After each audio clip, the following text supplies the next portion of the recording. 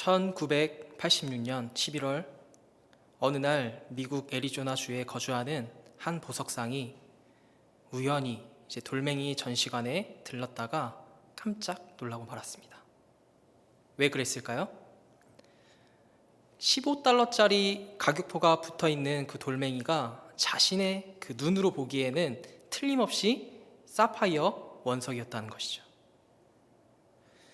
그는 담당자에게 이게 정말 15달러짜리가 맞냐고 확인을 했습니다. 재차 확인했는데 맞다고 합니다. 그리고 담당자는 현찰로 사면은 5달러나 할인을 해주실 수 있다고 말하는 것이었습니다. 그래서 이 보석상은 얼른 달려가서 10달러를 내고 그 사파이어 원석을 사버렸습니다. 그래서 그 보석상은 사파이어 원석을 쪼개고 다듬고 해서 이제 목걸이나 아니면 팔찌, 반지 등등을 만들어서 팔았다고 합니다. 나중에 계산해 보니까 판매액이 무려 228만 달러나 됐습니다. 우리나라의 가치로면은 한 26억 원 정도 되는 거죠. 10,000원 정도의 돌멩이가 26억 원의 가치로 변한 것입니다. 여러분, 이 이야기를 들으면서 어떤 생각이 드십니까? 사람이나 사물이나 각국이 나름이라는 것입니다. 그냥 방치하면 하찮은 존재라도 열심히 연단하고 훈련하면 큰 가치를 발휘할 수 있습니다. 오늘 본문이 바로 그런 사실을 강조하고 있습니다. 우리 인생도 연단하고 훈련하기 나름이라는 것입니다.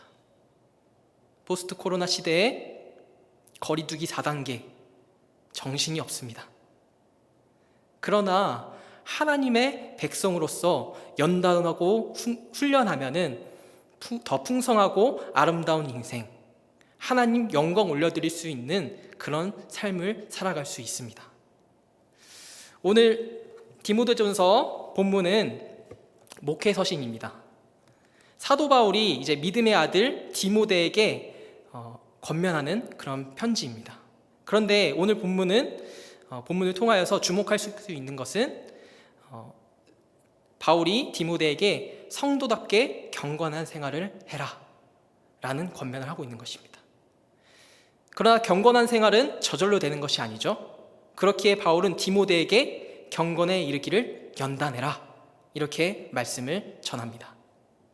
여기서 경건에 이르기를 연단하라, 이 말씀은 경건한 생활을 위해서 자신을 훈련하라, 힘쓰라, 이런 말씀입니다. 이는 경건을 위해서 우리의 의지와 훈련이 필요하다는 것이죠. 우리의 경건 생활, 즉 신앙생활도 마찬가지입니다. 경건한 생활을 하도록 우리 자신을 훈련시켜야 된다는 것이죠.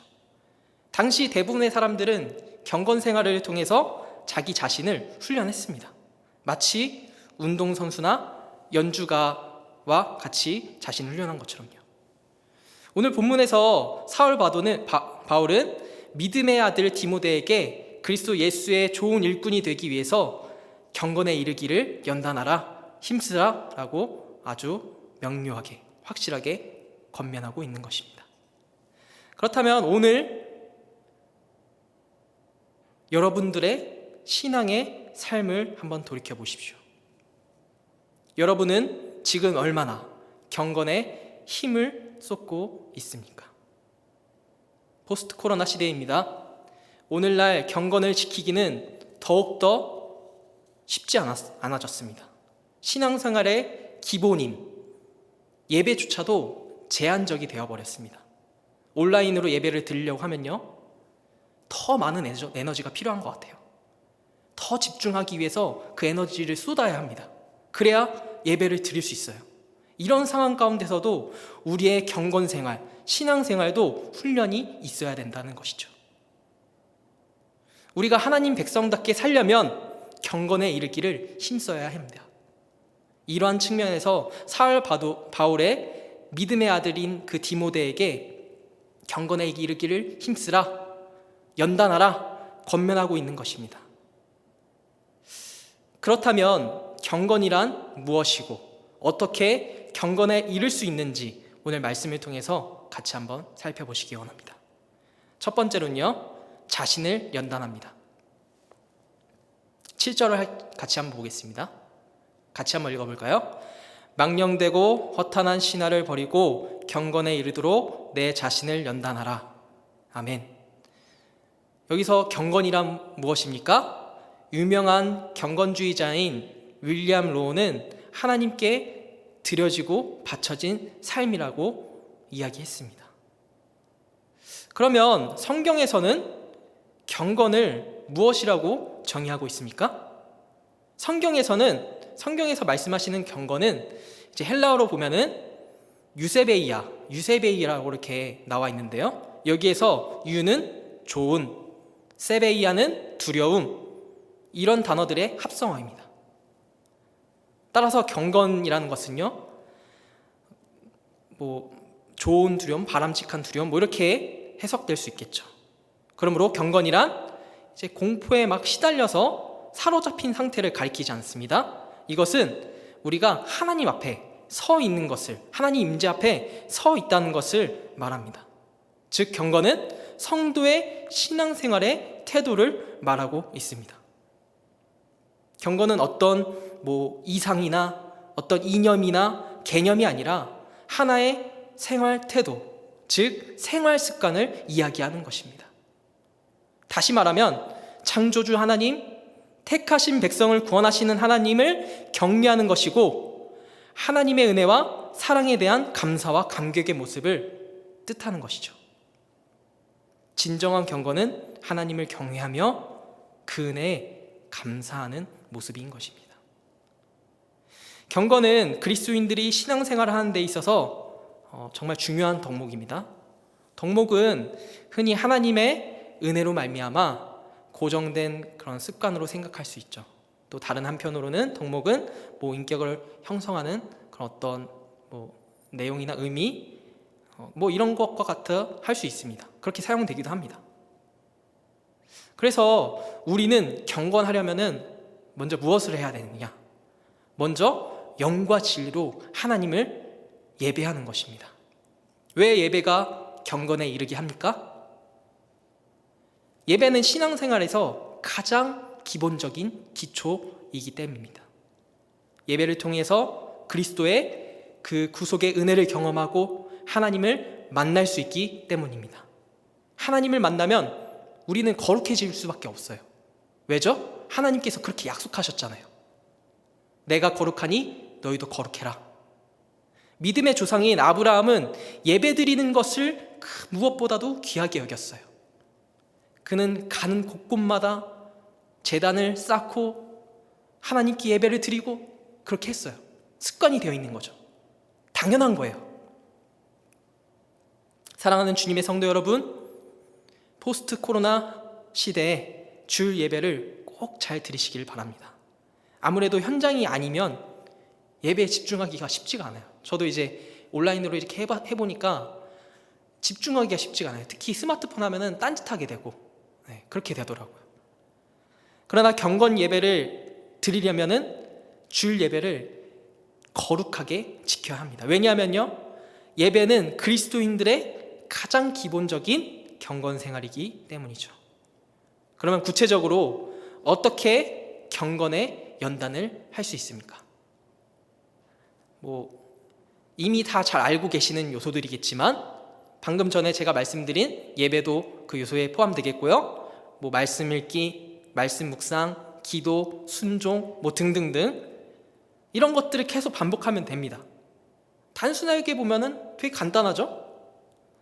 그러나 잘 아시겠지만 정말로 쉽지가 않습니다. 사실 훈련이라는 게 다 그런 것 같습니다. 예를 들면 운동선수가 어떻게 훈련합니까? 제가 김연아 선수랑 또 손흥민 선수 굉장히 좋아하는데요. 기초 훈련만 4-5시간 합니다. 그리고 특정 동작을 위해서 끊임없이 연습해요. 한 동작을 위해서 수천 번, 수만 번씩 달리고 뛰고 공 던지고 받고 공을 차고 치고 이런 훈련들을 끊임없이 반복해요. 그리고 훈련들을 보면요, 특징이 있는데요. 초등학생들이나 어른들이나 근본적인 그 훈련 방법들은 똑같아요. 물론 이제 어른들이 이제 배우실 때는 조금 그 어려운 동작들을 빨리 배우시긴 하겠죠. 그런데 가장 핵심적인 것은 계속 반복 훈련한다는 것입니다. 이런 말이 있습니다. 인생의 습관은 산물이다. 어떤 습관을 갖느냐가 그 사람의 인생을 만들어냅니다. 또 이런 말도 있습니다. 우리의 생각을 심으면 행동을 거두고, 행동을 심으면 습관을 거두고, 습관을 심으면 인격을 거두고, 인격을 심으면 인생을 거둔다. 그렇습니다. 생각이 행동이 되고 그 행동이 계속해서 반복되면 습관이 되는데, 그것이 결국 그의 인격, 그의 가치관, 생활 양식, 이런 것들이 형성하고 결국에는 그 한 사람의 인생을 만들어내는 것입니다. 그래서 경건의 연단이 중요한 이유는 이런 것들 때문인 것입니다.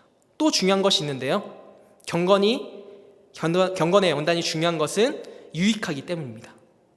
이제 바울은 본문에서 금생과 내생에 두루 유익하다고 말씀하십니다. 우리 8절 한번 띄워주시겠어요? 같이 한번 읽겠습니다. 육체의 연단은 약간의 유익이 있으나 경건은 범사에 유익하니 금생과 내생의 약속이 있느니라. 아멘. 육체의 연단은 약간의 유익이 있을 뿐입니다. 만약에 육체는 건강하지만 영혼이 메말라서 영양실조에 걸려 있으면 육체의 연단은 의미가 없게 되는 것이죠. 이제 우리 교회에 보시면 운동을 좋아하시는 분들이 굉장히 많은 것 같습니다. 축구, 탁구, 풋살, 족구, 이전에는 테니스도 쳤다 하시더라고요. 참 좋은 운동이죠. 건강에 좋습니다. 저는 이제 운동을 잘 하지는 못하지만 좋아는 합니다. 운동을 하면 재밌기도 하고 몸도 건강해지고 또 정신도 맑아지고 스트레스도 풀리니까 또 심지어는 자신감도 얻을 수 있습니다. 확실히 유익이 있어요. 그러나 우리의 육체는 약간의 유익밖에 주지 못합니다. 왜냐하면요, 인간의 육체는 제한적이고 유한하고 한정적이기 때문입니다. 모든 사람이 공평해요. 이 죽음 앞에선 말이죠. 죽음을 피해갈 수 없어요. 그러므로 우리는 육체의 연단도 열심히 하되 더욱더 경건에 이르기를 힘써야 한다는 것입니다. 그렇게 되면은 인생이 흔들리지 않습니다. 절대로 무너지거나 멸망하지 않는다는 것입니다. 바울은 디모데전서 6장 6절에 이렇게 말씀합니다. 그러나 자족하는 마음이 있으면 경건은 큰 이익이 되느니라. 경건을 이루면 자족하게 되고 범사에 감사하며 행복해지는 것입니다. 인생 살다 보면은 이런저런 사건 사고 많이 겪으시잖아요. 원하지 않는 그런 환경에 처하기도 합니다. 어떤 경우든지 자족하며 감사할 수 있다는 게 그 자체로만으로도 얼마나 큰 축복인지 모릅니다. 주 안에서 범사에 감사. 그래서 경건은 큰 이익이 된다고 말씀하는 겁니다. 그리고 경건한 사람은요, 범사에 형통하게 됩니다. 시편 119편 165절입니다. 같이 한번 읽겠습니다. 주의 법을 사랑하는 자에게는 큰 평안이 있으니 그들에게 장애물이 없으리이다. 아멘. 주의 법을 사랑하는 자는 매일 말씀을 묵상하며 사는 사람입니다. 매일 기도하며 사는 사람들입니다. 주 안에서 경건에 이르기를 힘쓰는 사람들을 가리킵니다. 그런 사람의 인생길에는 하나님이 항상 동행하시기 때문에 형통의 삶을 산다는 것이죠. 사랑하는 주님의 성도 여러분, 그러면 우리 인생에서 정말 필요한 게 무엇일까요? 많은 사람들이 육체의 생활에 얽매여서 세상을 열심히 살아갑니다. 그렇게 몰두해요. 그 모든 게 육체의 연단이죠. 어느 정도 유익이 있긴 합니다. 그런데 금생과 내생에 항상 유익한 것은 바로 경건이라는 것입니다. 현대인이나 그 삶이 얼마나 바쁩니까? 그래서 정신없이 살다가 인생이 흔들리고 결국 망하게 되는 경우가 많죠.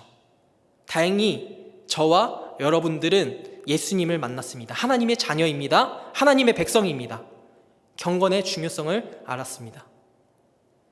육체의 연단도 해야 되겠지만 경건의 연단을 실천하시기는 우리 성도들이 되시길 원합니다. 요즘 코로나로 모든 행사들이 제한이 되었습니다. 그러나 만약에 코로나가 좀 잠잠해지고 교회에서도 어떤 행사들이 열린다면, 그런 이벤트들이 열린다면 그 의지를 발동해서 한번 참여해 보시는 겁니다. 지난 4월에 부활주일에 성경 퀴즈 대회와 필사 대회가 있었죠. 많은 시행착오도 겪으면서 주님의 은혜를 잘 마쳤습니다. 저는 참여하시는 모든 분들이 열심히 성경 공부하시는 것을 보고 저도 도전도 되고 그랬었는데요. 저는 성경 퀴즈 대회도 기억에 많이 남았지만 저는 필사가 조금 더 기억에 남았습니다. 왜냐하면요, 성경을 수십 장씩 막 쓰시는 거예요. 그리고 심지어 어떤 분들은 권으로 막 쓰세요. 몇 권씩 막 쓰시고, 그리고 글씨도 얼마나 잘 쓰시는지요. 저는 이렇게 글씨가 너무 반듯해가지고 프린트 하신 줄 알았어요. 저도 학교 과제가 있어가지고 그 필사를 했었습니다. 필사를 쓰면서 읽히기도 하고, 읽히니까 묵상이 되더라고요. 그래서 저는 말씀을 준비하면서 이것이 경건에 힘쓰는 것이구나, 이런 생각이 들었습니다. 그러니까 교회에서 무언가 이벤트가 생기면 우선 참여해 보는 것입니다. 이것이 경건에 이르는 실질적인 방법주 중에 하나가 아닌가 생각이 됩니다. 또한 우리 속으로 목장 있잖아요. 목장 안에서 어떤 이벤트가 있습니까? 마음을 열고 한번 동참해 보는 겁니다. 같이 시간을 정해서 성경 읽고 기도도 하고 나눔도 갖고, 요즘 줌으로 다 할 수 있잖아요. 혼자 하는 것보다 소그룹에서 같이 하면은 더 오래, 더 깊이, 더 멀리 갈 수 있습니다. 더 나아가서 가정 안에서도 한번 도전해 보시는 겁니다. 가정 예배도 시작하여서 하나님께 영광 올려드리고 경건의 삶을 쭉 이어나가는 것입니다. 그래서 경건의 연단의 중요성을 다시 한번 생각하고 실천함으로써 금생과 내생에 주시는 그 축복을 마음껏 누리며 살아가는 저와 여러분이 되시기를 주님의 이름으로 축복합니다. 경건에 이르는 중요한 원리는요, 다음번에 있습니다. 하나님께 소망을 두는 것입니다. 10절에 같이 읽어볼까요? 같이 읽겠습니다. 시작. 이를 위하여 우리가 수고하고 힘쓰는 것은 우리 소망을 살아계신 하나님께 두미니 곧 모든 사람, 특히 믿는 자들의 구주시라. 아멘. 이게 답입니다. 살아가면서 소망을 어디에 두냐는 것입니다. 경건에 이르는 방법은 모든 소망을 살아계신 하나님께 두는 것입니다. 이것은 아주 근본적이고 기초적인 원리입니다. 그러니까 나의 시선을 여기저기에 두는 것이 아니라, 세상에 두는 것이 아니라 하나님께로 옮기는 것을 이야기하는 것입니다. 그리고 오늘 말씀은 너의 소망을 사람들과 이야기하면서 관계에 인생을 걸지 말라고 하는 것입니다. 살아계신 하나님, 전능하신 하나님, 영존하시는 세상을 창조하시는 그 하나님 아버지께만 소망을 두면 이 세상의 인간관계에서 나의 신앙이 덜 흔들린다는 것입니다. 망령되고 허탄한 신화에 소망을 두지 않고 살아계신 하나님께 소망을 둔다는 것입니다. 그래서 이렇게 말씀드릴 수 있겠습니다. 경건의 근육을 기르십시오. 경건의 근육이 있다는 것입니다. 눈에 보이지는 않지만 예를 들면 어떤 운동이든 처음부터 스포츠 선수처럼 잘하시는 분들은 거의 없을 거예요. 아주 재능이 뛰어나신 그런 어떤 천재 분들이 아니라면, 심지어 그분들도 재능이 있는 이제 노력까지 더한 분이라면은 이기기 힘들겠죠. 네. 뭐 어쨌든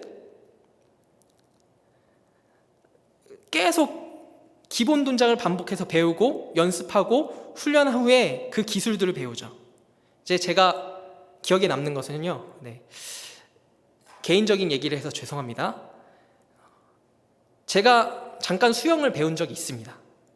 처음 초급반에 들어가서 이제 무엇부터 배우냐면요, 음파해서 이제 호흡법을 먼저 배우고요. 그리고 물에 뜨는 방법, 그걸 배우고요. 그리고 이제 발장구를 이제 배웁니다.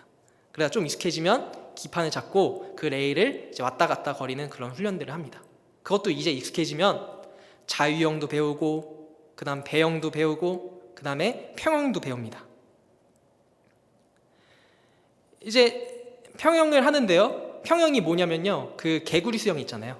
개구리 촥촥 해서 나가는 그것인데요, 개구리 평영을 하는데 이제 개구리 뒷다리 모양을 해야 되는데 다리가 굳어서 그 모양이 잘 안 되는 거예요.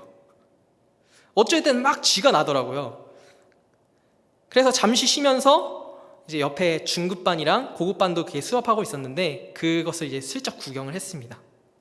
보니까 이제 중급반에는 잘 하시는데 조금 약간 부족한 감이 있고, 근데 고급반을 보니까 완전 물개예요, 물개. 이렇게 쫙 하고 나가는데 엄청나게 잘 하시더라고요. 힘도 별로 쓰지도 않으면서 앞으로 쫙쫙 잘 나가시더라고요. 그래서 저는 그걸 보면서 나는 언제 저렇게 하나, 이런 생각을 하면서 이제 다리에 쥐가 나도 강사분이 이제 하라는 대로 계속해서 훈련을 했습니다. 그랬더니 언제부터인가 그 쥐가 안 나는 거예요. 힘은 덜 들어가고 앞으로 나가기 시작합니다. 그래서 레일이 이제 25m거든요. 25m에서 한 번을 갔을 때 힘들어서 쉬었어야 돼요. 쉬다가 다시 돌아오고 이런 식으로 했어야 되는데, 익숙해지니까 왔다 갔다 왕복이 되는 거예요. 그리고 계속 익숙해지니까 여러 번 왕복이 되더라는 겁니다. 이와 같이 경건의 훈련을 하다 보면은 경건의 근육이 생깁니다. 경건에 이르면 고난을 이기는 힘을 갖게 됩니다. 말하자면 고난을 버티는 힘이 좀 높아진다는 그런 것이죠. 고난 가운데 버티고 더 나아가서 고난을 떨쳐내버리고 그것을 승화시키는 능력을 갖게 됩니다.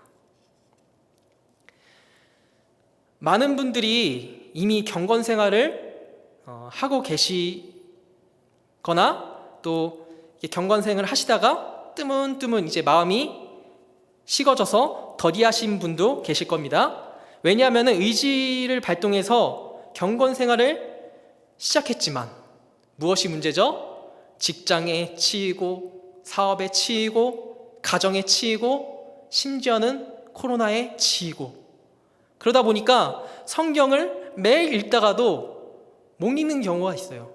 기도를 매일 하다가도 못 하시는 경우가 있어요. 이런 이유가 나의 의지로만 해서 그런 것이 아닌가 조심스럽게 생각해 봅니다. 여러분, 일시적으로 내가 선한 일을 하기로 결심한 것과 지속적으로 선한 사람으로 살아가는 것은 다르다는 것을 알아야 합니다. 내가 실제로 선한 사람이 되는 것은요, 내가 사람으로 인식하고 받기 위해 있을 때나 가능합니다. 우리 기독교 신앙은 행동과 열매에 먼저 집중을 하지 않습니다. 그 행동과 그 행동을 가져다 주는 그 뿌리 나무에 관심을 먼저 갖습니다. 그래서 우리는 작은 승리에 도취되지 않고 작은 실패에 넘어졌을 때에도 스스로를 정죄하지 않으면서 끊임없이 하나님께 내 자신을 내어다 드릴 수 있는 여유를 가질 수 있는 것이죠. 우리는 하나님께 소망을 두고 나의 정체성, 내가 과연 어떤 사람이 되어가고 있는가에 먼저 초점을 맞춰야 할 것입니다. 여러분, 다이어트 해보신 분들 계시죠? 꽤 많은 분들께서 도전해 보셨을 것입니다. 다이어트를 하면요, 저는 생각나는 두 가지가 있습니다. 음식과 운동입니다. 건강에 좋은 음식을 먹고 칼로리도 조절하고 또 어느 정도 운동을 해야지만 다이어트에 성공할 수 있습니다. 그러나 일시적으로만 좀 조절했다가 다시 이전과 같이 먹고 또 운동도 안 하고 이러면은 어떻게 되죠? 요요 현상이 옵니다. 다시 원래대로 돌아가는 것이죠. 그래서 이제 트레이너 분들마다 좀 기준이 다르긴 하지만 공통적으로 이제 이야기하는 것은 트레이너마다 다이어트는 일시적인 것이 아니라 삶의 패턴, 즉 삶의 습관을 바꾸는 것이라고 이야기합니다. 그렇습니다. 경건의 연단도 일시적인 행동의 변화가 아니라 삶의 습관을 바꾸는 것입니다. 그러나 우리 그리스도인은 삶의 습관을 바꾸기 전에 먼저 내가 누구인지 먼저 알아야 된다는 것입니다. 하나님께 소망을 두고 나의 정체성을 올바르게 알아갈 때 우리는 하나님의 백성으로 경건에 이를 수 있다는 것입니다.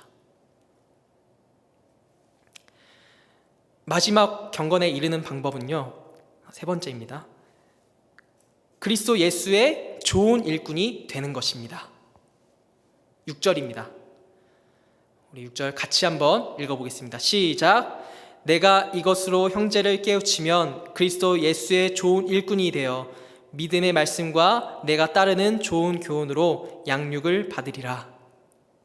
경건에 이르기 위해서는 그리스도 예수의 좋은 일꾼이 되어야 합니다. 좋은 일꾼이 되기 위해서는 믿음의 말씀과 좋은 교훈으로 양육을 받으라고 오늘 말씀에서 말씀하십니다. 즉 경건의 훈련을 받고 다른 형제들에게도 이것을 가르치라는 것이죠. 그 당시 사도 바울이 디모데에게 이 편지를 전했을 때 거짓 교사들이 판을 치고 있었습니다. 영지주의자들인데요. 영지주의자들은 육체는 악하고 영은 선하다. 그리고 육체가 악하지만 이 선한 영에는 영향을 줄 수 없어. 그러니까 너네는 막 살아도 돼. 이런 식으로 가르쳤던 영지주의자들입니다. 오늘날로 치면 구원파라고 할 수 있겠죠. 그래서 여기저기서 이상한 말들이 나오고 망령되고 허탄한 신화들이, 그런 이야기들이 나왔던 겁니다. 이런 잘못된 가르침을 바로잡고자 이제 바울 사도는 디모데에게 편지를 한 것입니다. 그런데요, 그 디모데도 꽤 많은 훈련을 받은 사람이었습니다. 이 정도 받았는데 더 받아? 야 되나 싶을 정도로 훈련된 사람입니다. 그럼에도 불구하고 사울 바울은 디모데에게 권면했던 것입니다. 그러므로 오늘 말씀의 본문은 청년 목회자인 디모데에게만 속한 말씀이 아니라 오늘 우리에게도 속한 말씀이라는 것이죠. 사역자에게만 해당되는 것이 아니라 모든 성도에게 해당된다는 그런 말씀입니다. 우리는 그리스도 예수의 좋은 일꾼이 되기 위하여서 믿음의 말씀과 좋은 교훈으로 양육을 받아야 할 것입니다. 그리고 양육해야 할 것입니다. 어떻게 해요? 13절을 같이 한번 보겠습니다. 같이 읽겠습니다. 시작. 내가 이를 때까지 읽는 것과 권하는 것과 가르치는 것에 전념하라. 읽는 것과 권하는 것과 가르치는 것에 전념하라는 말씀입니다. 누구랑요? 형제랑요. 또 누구랑요? 어린 자녀들과 함께입니다. 제가 이제 섬기는 초등부에서 성경 읽기와 기도 생활이 거의 이제 1년 반이 넘도록 지속해 오고 있습니다. 아이들이 성경 읽기와 기도를 할 때 이제 요즘에는 아이들이 이제 학부모님, 그러니까 집사님들 핸드폰을 이용해서 카톡방에 아이들이 직접 올리는 경우가 있더라고요. 전에는 이제 학부모님들께서 다 올려주셨거든요. 아이들이 모습이 올라오면은 어찌 그렇게 대견하고 사랑스럽고 그런지 제가 하트가 들어간 이모티콘을 이제 자주 날립니다. 그리고 아이들이 참 훌륭한 게 1년 반 동안 한 번도 빠지지 않고 한 아이들도 있어요. 그리고 하다가 지치다 보니까 중간에 멈췄다가 전사님 더 다시 할게요 이렇게 하는 친구들도 있더라고요. 얼마나 사랑스럽고 아름다운지 칭찬을 아끼지 않을 수가 없습니다. 그런데 저는 학부모님들, 그러니까 집사님들이 더 훌륭하다고 생각이 듭니다. 제가 아직 아이는 없지만 여기저기서 들리는 바에 의하면 이제 아이들 교육하는 것이 쉽지 않다고 하시더라고요. 남의 자식보다 내 자식 교육이 더 어렵다고 하잖아요. 그럼에도 불구하고 우리 교회 많은 집사님들께서 아이들을 잘 양육하시고 계시고 훈련하고 계시다는 생각이 듭니다. 오늘 말씀에 나오는 그 사도 바울이 디모데에게 권면하는 그 권면이 바로 이와 같다는 것입니다. 읽는 것과 권하는 것과 가르치는 것에 전념하는 것이죠. 요즘 많은 전문가들이 말합니다. 포스트 코로나 시대에 이 시대가 지나면 어른이고 아이들고 할 것 없이 문화가 급변할 것이라고 예측합니다. 그래서 대응책을 마련해야 된다고 이야기합니다. 맞습니다. 대응책 마련해야 합니다. 아니면 어쩌면 벌써 문화가 변했을지도 모릅니다. 그러나 저는 소망을 갖고 싶습니다. 우리는 경건에 이르기를 힘쓰고 신앙을 지키며 금세 회복되리라고 믿습니다. 이제 말씀을 마무리하겠습니다. 사랑하는 주님의 성도 여러분, 포스트 코로나 시대에 우리는 세상에 망령되고 허탄한 신화에 집중하지 않고 경건에 이르기를 힘써야 할 것입니다. 경건에 힘쓰는 것은 하나님께 소망을 두고 자신을 연단하는 것입니다. 더 나아가서 정체성을 다시 마음에 생기고 그리스도 예수의 좋은 일꾼으로 성장하는 저와 여러분이 되시기를 간절히 소망합니다. 아멘. 기도하겠습니다.